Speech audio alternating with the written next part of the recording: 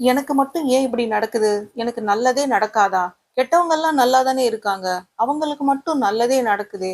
நாம யாருக்கும் எந்த தீங்கும் செய்யலையே. ஏன் நமக்கு மட்டும் நல்லது நடக்க மாட்டேங்குது? அப்படின்னு நினைக்கிறீங்களா? வாங்க உங்களுக்கு ஒரு குட்டி கதை சொல்றேன். ஒரு ஹாஸ்பிட்டல்ல டாக்டர் ஒருத்தர் வார்டுல இருக்கிற பேஷண்ட்ஸ் எல்லாரையும் ஜெனரல் விசிட் பண்ண போனாராம்.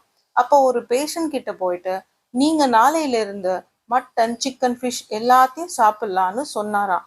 பக்கத்துல பெட்ல இருந்தவர்கிட்ட போய், நீங்க இன்னும் 1 மந்த்துக்கு கஞ்சி மட்டும்தான் சாப்பிடணும்னு சொன்னாராம். அதை கேட்ட அவர், என்ன மட்டும் கஞ்சி சாப்பிட சொல்றீங்க, ஆனா அவரை மட்டும் நான்வெஜ் எல்லாம் சாப்பிட சொல்றீங்களேன்னு கேட்டாராம். அதுக்கு டாக்டர் சொன்னாராம், அவர் இன்னும் 1 மாசம் தான் உயிரோட இருக்க போறார். அதனாலதான் அவருக்கு பிடிச்சதா நல்லதா சாப்பிட்டு சந்தோஷமா இருக்கட்டுமேன்னு சாப்பிட சொன்னேன். பட் நீங்களோ இன்னும் நிறைய வருஷம் நல்லா தான் இருக்க போறீங்க. அதுக்காகத்தான் 1 மந்த் உங்க உடம்பு சரியாகிற மட்டும் கஞ்சி சாப்பிட சொன்னேன்னு சொன்னாராம்.